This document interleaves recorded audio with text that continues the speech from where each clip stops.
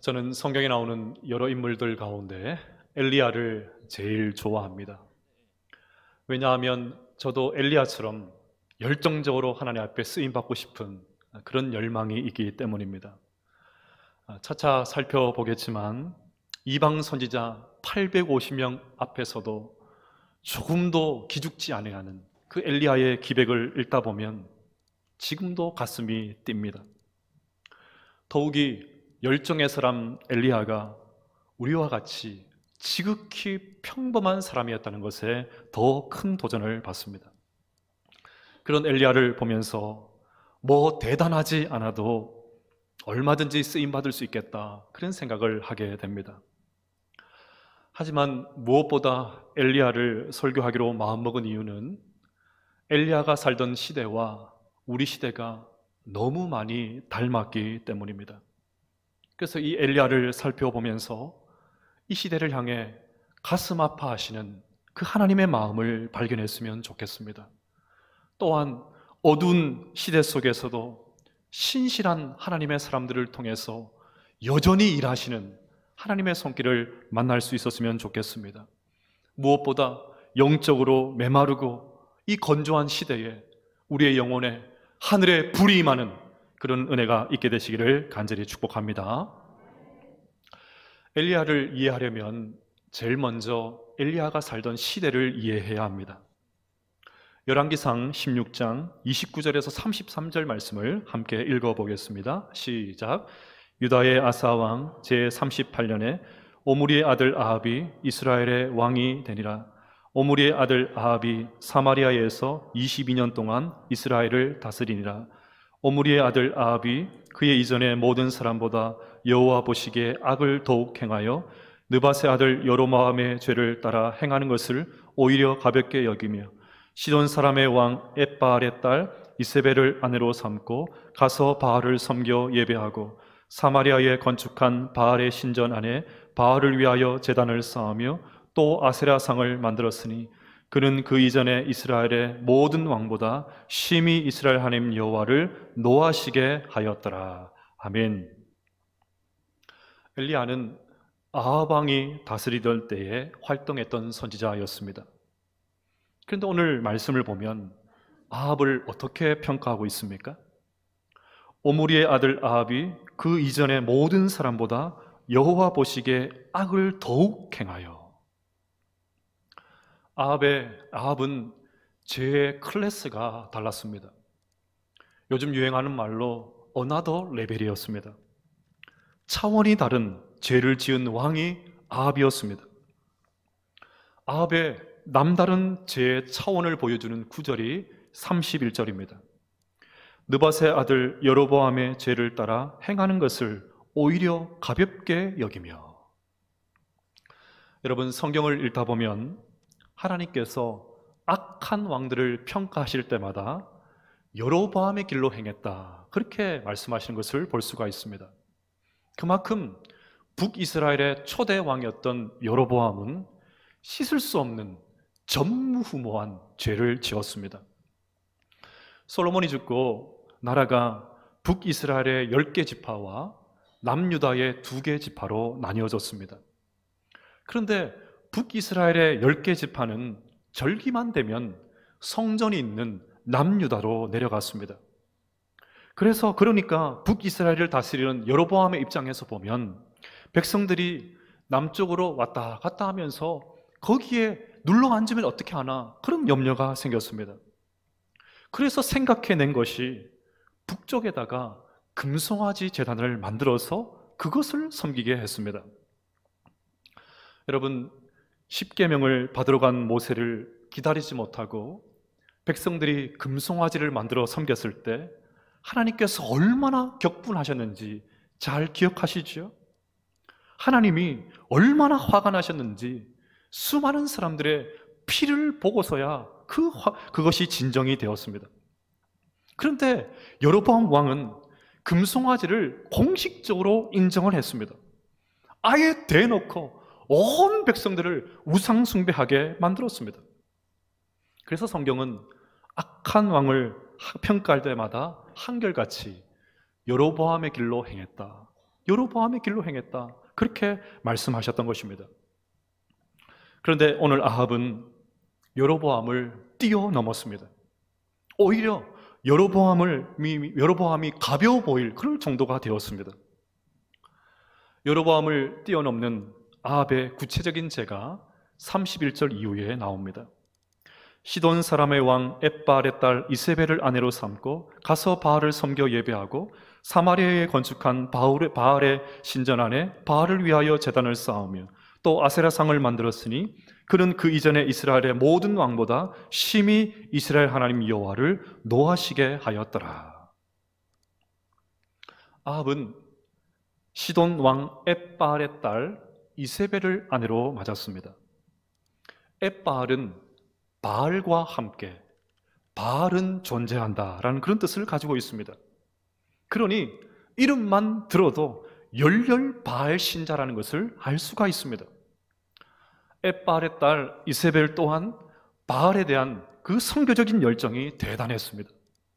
이세벨은 궁궐 안에 바알과 아세라 선지자 850명을 데리고 와서 직접 관리했습니다. 반면에 수많은 하나님의 선지자들을 죽였고 살아남은 자들은 숨어서 살라고 추방을 시켰습니다.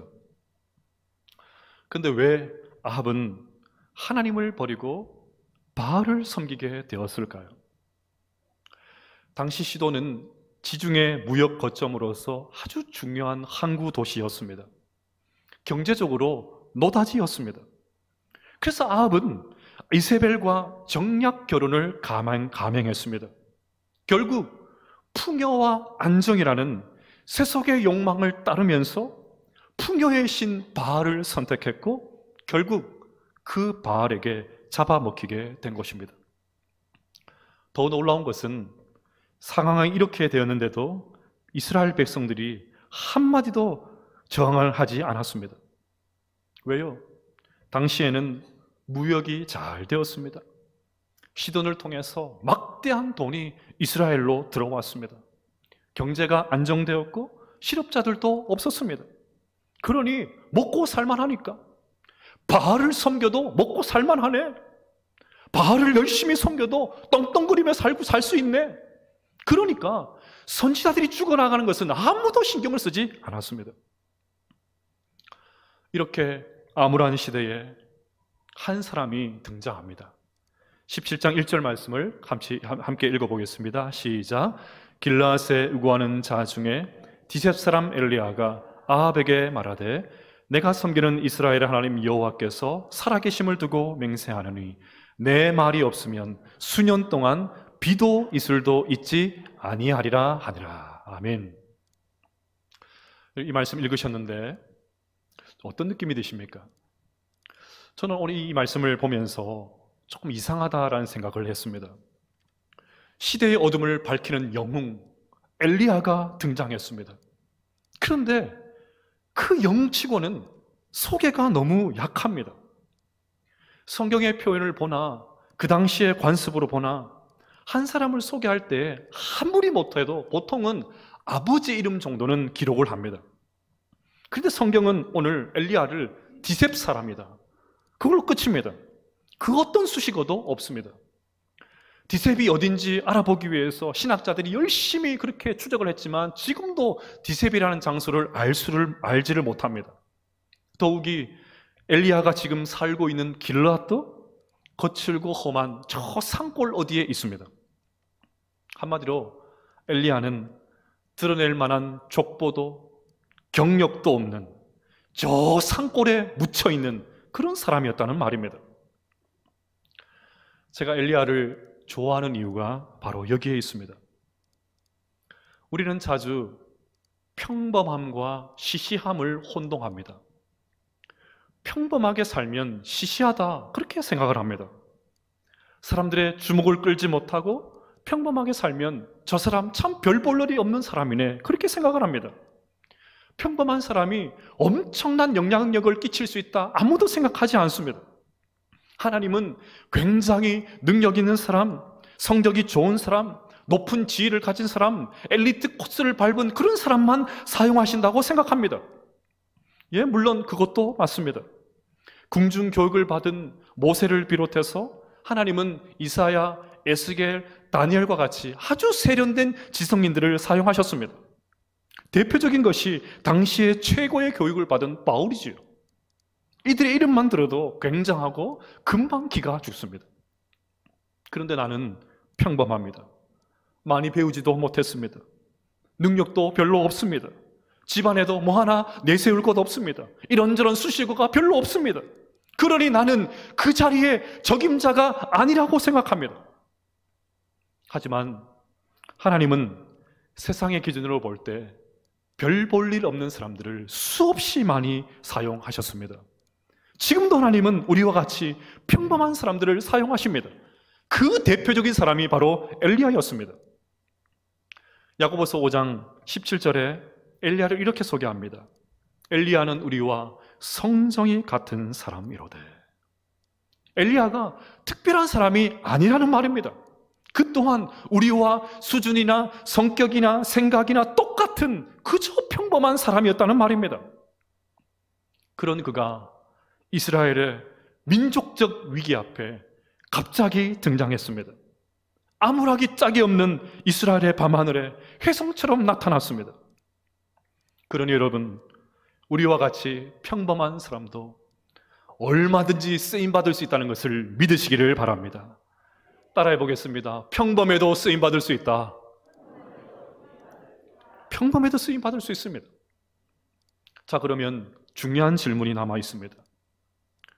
내세울 배경도 경력도 뭐 하나 내세울 것 없는 평범하기 짝이 없었던 엘리야가 쓰임받을 수 있었던 이유가 무엇일까요? 오늘은 이것을 살펴보면서 평범해도 쓰임받을 수 있는 그 비결을 생각해 보도록 하겠습니다. 첫째로, 신전의식에 철저한 사람입니다. 엘리야가 아합에게 던졌던 첫 번째 말을 주목해야 합니다. 길르앗에 우거하는 자 중에 디셉 사람 엘리야가 아합에게 말하되 내가 섬기는 이스라엘 하나님 여호와께서 살아계심을 두고 맹세하노니. 엘리야가 섬기는 하나님은 지금도 살아서 역사하는 하나님이었습니다. 당연한 말이 아닌가? 당연하지. 하나님 지금도 살아계시지. 그렇게 말할 수 있지만 그 당시 이스라엘 백성들에게 하나님은 그저 이름뿐이었습니다. 무늬만 하나님의 백성이었습니다. 말로만 하나님의 백성이었습니다. 말로만 하나님을 예배한다 그렇게 했습니다. 그래 놓고 그 누구도 하나님을 의지하거나 의지하지 않았고 그저 바알을 섬겼습니다. 사실 엘리야의 이 말은 아합을 책망하는 말이었습니다.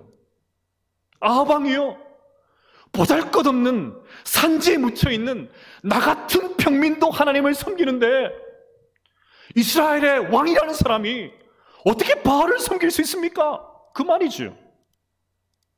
하나님의 백성 이스라엘의 왕이 어떻게 살아계신 하나님을 버리고 저 죽어있는 바알을 섬길 수 있습니까? 그 말이죠. 더 중요한 것은 엘리야가 살아계신 하나님을 의식하고 있었다는 말입니다. 우리말 성경에는 이것이 안 나오지만 원어를 보면 나는 살아계신 하나님 앞에 서 있습니다. 그 말이 나옵니다. 나는 지금 살아계신 하나님 앞에 서 있습니다. 겉으로 보기에 엘리야는 지금 아합 왕 앞에 서 있지요. 그러나 아니었습니다. 그는 지금 아합이 아니라 하나님 앞에 서 있었습니다. 그는 하나님을 생생하게 의식하고 있었습니다. 쉽지 않은 일이죠. 아합은 왕입니다. 누구든지 절대 권력 앞에 서면 주눅들게 마련입니다. 그런데 엘리야는 전혀 주눅들지 않고 오히려 자기가 하고 싶은 말을 당당하게 고백합니다. 어떻게 그럴 수 있습니까?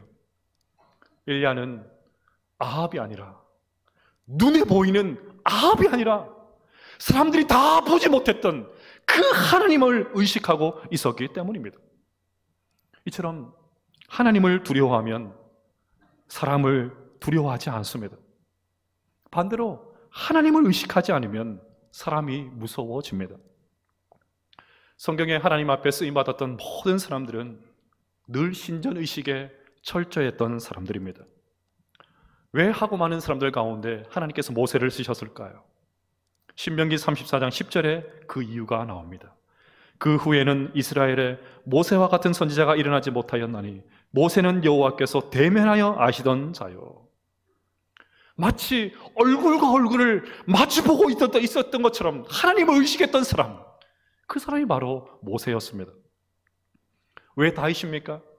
시편 16장 8절을 보시면 내가 여호와를 항상 내 앞에 모시며 그가 나의 오른쪽에 계심으로 내가 흔들리지 아니하리로다. 하나님의 임재를 놓치지 않았던 사람, 그 사람이 바로 다윗이었습니다. 스코틀랜드의 위대한 종교개혁자 존 낙스가 죽었을 때에 스코틀랜드의 국무총리가 그의 죽음을 보면서 이렇게 요약을 했습니다. 이곳에 어떤 인간도 두려워하지 않았던 한 사람이 누워있다. 인간을 두려워하지 않고 하나님 앞에서 하나님을 두려워했던 사람, 그 사람이 바로 존 낙스였다, 그 말이죠. 우리 교회가 속한 고신교단은 라틴어로 코람 데오, 하나님 앞에서라는 슬로건을 가지고 있습니다. 우리 교단 선배들은 말로만 코람 데오를 외쳤던 것이 아니라 실제 삶의 현장 가운데서 하나님 앞에서 살려고 몸부림치며 살았습니다. 그래서 이대로 그냥 죽으면 죽었지 끝까지 신사참배를 거부했습니다. 지금 나를 지켜보신 하나님 앞에 내가 어떻게 두 주인을 섬길 수 있냐, 그 믿음을 가지고 그렇게 결의를 가지고 그렇게 살아냈습니다. 그런데 이제는 이 코람데오가 하나의 구호가 된 것 같습니다. 다른 교단에 속한 목사님들이 우리 교단에 속한 목사님들을 보면서 이렇게 비아냥거립니다. 이제 코람데오 그만 우려먹으세요. 이제 코람데오 이제 우리 그만 우려먹어. 그렇게 비아냥거립니다. 화가 나지만 맞는 말이니까 딱히 할 말이 없습니다. 그것은 어디까지나 너희들의 선배들이 보여줬던 신앙의 표지지 지금은 아니지 않냐는 것입니다. 과거의 선배들이 그랬지는 몰라도 지금은 아니지 않냐, 그 말이죠. 사랑하는 여러분, 예배 드릴 때만 하나님을 의식하는 것이 아니라 우리의 매 순간이 하나님을 의식할 수 있게 되시기를 간절히 축복합니다. 오늘 강복절이죠. 수많은 우리 신앙의 선배들과 같이 21세기판 이 신사참배의 유혹을 코람도의 대오의 정신으로 이겨낼 수 있는 우리 모두가 될 수 있기를 간절히 축복합니다. 둘째로, 평범에도 쓰임받을 수 있는 사람은 평소에 말씀을 가까이 하는 사람입니다. 아합 시대가 얼마나 하나님 말씀을 무시하고 업신여겼는지를 잘 알 수 있는 대목이 16장 34절에 나옵니다. 우리 같이 한번 읽어볼까요? 시작. 그 시대에 베델 사람 히엘이 여리고를 건축하였는데 그가 그 터를 쌓을 때에 맏아들 아비람을 잃었고 그 성문을 세울 때에 막내 아들 수굽을 잃었으니 여호와께서 눈의 아들 여호수아를 통하여 하신 말씀과 같이 되었더라. 아멘. 이스라엘 백성들이 가나안 땅을 정복하고 제일 먼저 정복한 성이 여리고였습니다. 여리고 성을 정복한 이후에 하나님께서 여호수아를 통해서 이렇게 말씀하셨습니다. 여호수아가 그때에 맹세하여 이르되 누구든지 일어나서 이 여리고 성을 건축하는 자는 여호와 앞에서 저주를 받을 것이라. 그 기초를 쌓을 때에 그의 맏아들을 잃을 것이요 그 문을 세울 때에 그 막내 아들을 잃으리라 하였더라. 하나님께서 이렇게 분명하게 말씀하셨는데도 히엘이 여리고성을 재건했습니다. 결국 하나님 말씀을 어기고 그 터를 쌓을 때에 맏아들을 잃었습니다. 하나님 말씀대로 되었습니다. 그러면 중단해야 되죠. 이유가 있어서 여리고성을 건축했지만 하나님께서 하지 말라는 일을 했을 때에 맏아들이 죽어나가는 것을 보면 중단했어야 되죠. 그런데 사람 내 마음이 얼마나 완고한지 끝이 없습니다. 막내 아들이 나가는데도 끝까지 고집을 굽히지 않습니다. 여러분, 이것이 단순히 히엘만의 문제였을까요? 개인의 문제였을까요? 아닙니다. 이것은 아합 시대를 보여주는 자화성이었습니다. 하나님 말씀을 업신여기고 자기 고집 가집대로 살아갔던 사람, 그 시대가 바로 아합 시대였습니다. 반면에 엘리야는 이 시대와는 극명하게 대비되는 삶을 살았습니다. 엘리야의 삶을 움직이는 힘은 하나님의 말씀이었습니다. 하나님의 말씀이라고 하면 무조건 아멘 했습니다. 하나님께서 이렇게 하라면 이렇게 하고 저렇게 하라면 저렇게 했습니다. 평범해도 쓰임받을 수 있는 비결이 바로 이것입니다. 내놓을 만한 배경이나 경력이 없어도 얼마든지 쓰임받을 수 있는 비결이 바로 여기에 있습니다. 엘리야가 아합에게 당당하게 외친 말을 한번 보십시오. 1절 하반절을 보시면 내 말이 없으면 수년 동안 비도 이슬도 있지 아니하리라 하니라. 얼핏 보면 엘리야가 무척이나 거만해 보입니다. 엘리야가 무슨 힘이 권한이 있어서 자기 말에 따라서 비가 오기도 하고 비가 안 오기도 하고 그런 말처럼 들립니다. 그런데 그 말이 아닙니다. 이 말 또한 아합을 책망하는 말입니다. 비는 당신이 생각하는 것처럼 바알이 주는 것이 아닙니다. 비는 바알이 주는 것이 아니라 비는 하나님이 주시는 거예요. 하나님이 주시는 겁니다. 그 말을 하고 싶었던 것입니다. 지금 엘리야가 무엇을 보고 있습니까? 하나님을 섬겨야 될 이스라엘 왕 아합이 이방 신들에게 미혹을 당했습니다. 바알과 아세라상을 만들고 그것 앞에 넙죽넙죽 절하고 그것을 섬겼습니다. 완전히 하나님을 떠났습니다. 이것을 지켜본 엘리야가 그의 마음속에 떠올랐던 한 가지 하나님 말씀이 있었습니다. 신명기 11장 16절과 17절인데요. 같이 한번 읽어보겠습니다. 시작. 너희는 스스로 삼가라. 두렵건대 마음에 미혹하여 돌이켜 다른 신들을 섬기며 그것에게 절함으로 여호와께서 너희에게 진노하사 하늘을 닫아 비를 내리지 아니하여 땅이 소산을 내지 않게 하심으로 너희가 여호와께서 주신 아름다운 땅에서 속히 멸망할까 하노라. 아멘. 하나님을 떠나서 이방신을 섬기면 그것이 제 아무리 모세 시대거든 엘리야 시대거든 상관없이 비가 그치게 됩니다. 그것이 하나님의 말씀이기 때문입니다. 그래서 아합이 행하는 이 모양을 보면서 하나님의 엄중한 말씀이 생각나자 엘리야는 왕 앞에 담대히 선포할 수밖에 없었습니다. 그래서 내 말이 없으면, 이 말은 사실은 하나님의 말씀이 없으면 그 말입니다. 그러니 이스라엘의 왕답게 하나님의 말씀을 좀 들으라고, 하나님 말씀 앞으로 돌아오라고, 그 강력한 선언을 지금 엘리야가 하고 있는 것입니다. 이것을 보면 엘리야는 평소에 하나님의 말씀을 가까이 했던 사람이라는 것을 알 수가 있습니다. 그는 항상 하나님의 말씀을 읽었습니다. 하나님의 말씀이 언제나 그의 머리 가운데 있었습니다. 그의 마음에 항상 하나님의 말씀이 새겨져 있었습니다. 여러분, 우리 그리스도인들은 마음판에 새겨진 말씀대로 사는 사람인 줄로 믿습니다. 마음판에 하나님 말씀이 새겨져 있으면 그 말씀의 능력 따라 살아가는 것입니다.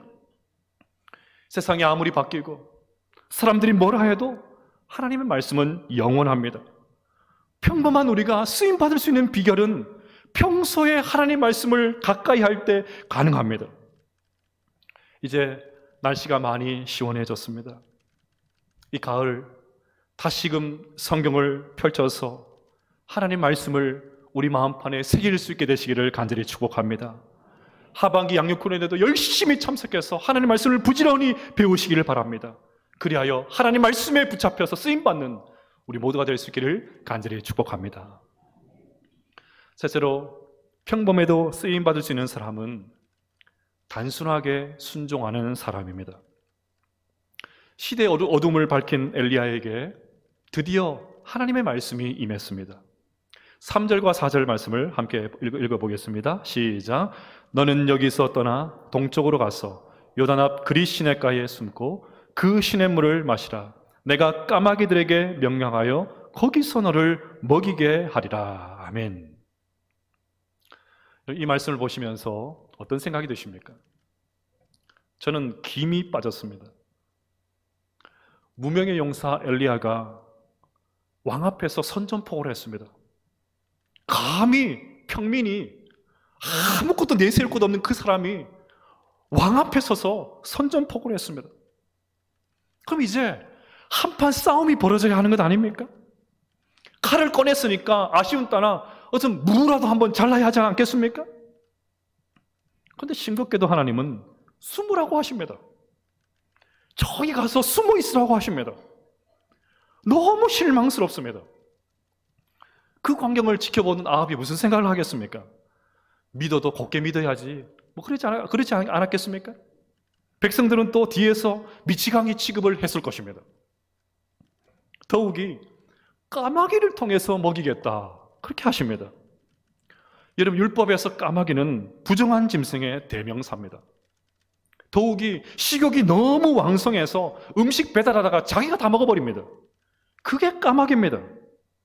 그런데도 하나님께서 까마귀를 통해서 먹이겠다, 그렇게 하십니다. 숨으라는 것도 모자라서 이제는 까마귀, 자존심이 상해도 보통 일이 아닙니다. 저 같으면 하나님 앞에 이렇게 따져 물었을 것입니다. 하나님, 지금 그런 서운한 말을 하십니까? 저는 그렇게 비겁한 사람이 아닙니다. 이제 시작인데 숨으라니요. 호언장담했던 내 말은 도대체 뭐가 됩니까? 모양 빠지게. 저 같으면 틀림없이 이렇게 얘기했을 것입니다.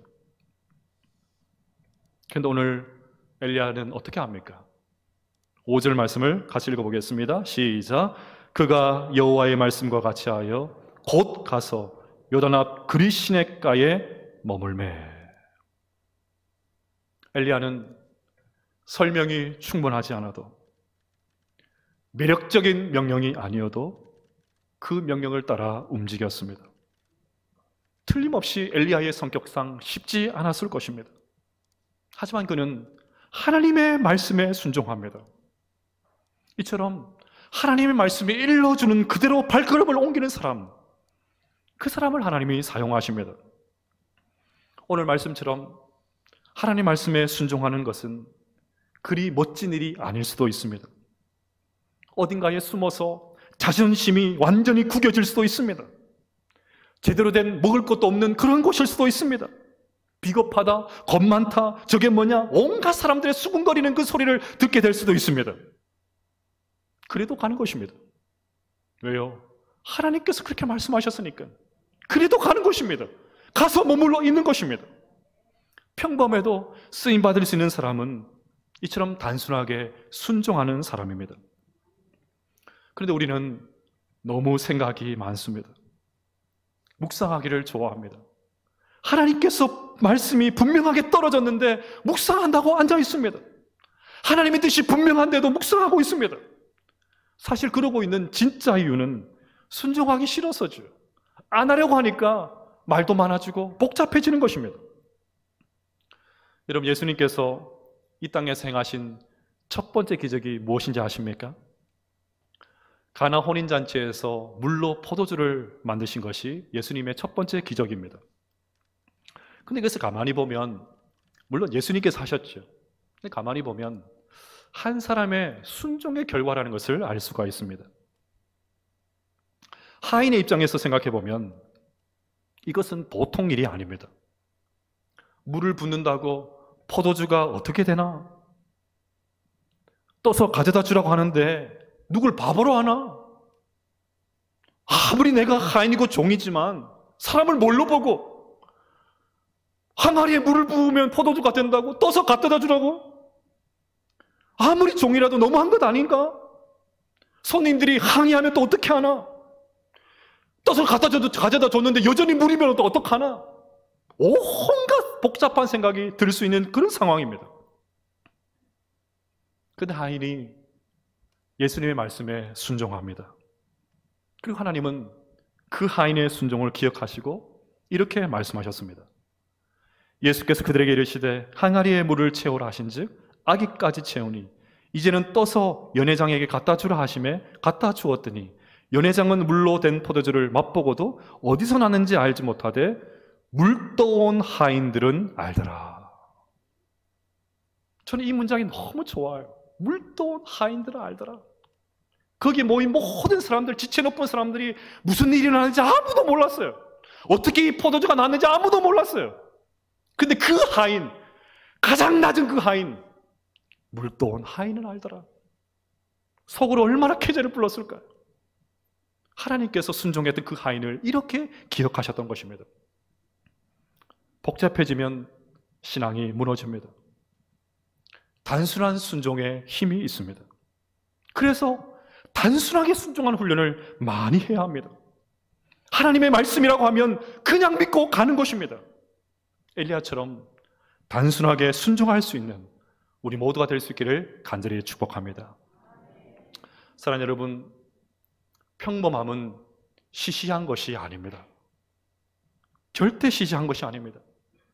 우리 같은 평범한 사람도 엘리야처럼 얼마든지 쓰임받을 수 있습니다. 코람되어 신전의식에 철저한 사람이 되시기를 바랍니다.